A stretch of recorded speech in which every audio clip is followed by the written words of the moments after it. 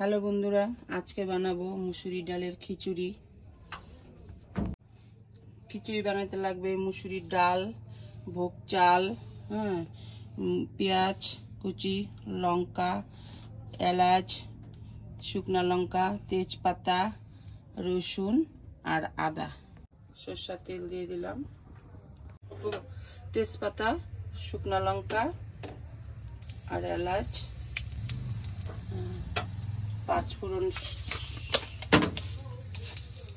সম্বার। এখন দেব পেঁয়াজ কুচি, রসুন কুচি। এখন দিয়ে দেব চাল আর ডাল।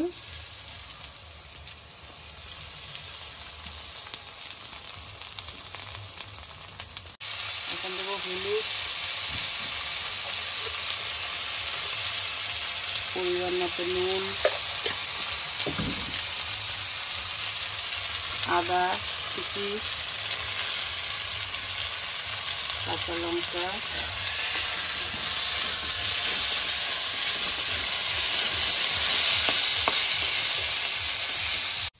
চাল ডাল ভাজা হয়ে গেছে। এখন জল দিয়ে দিব।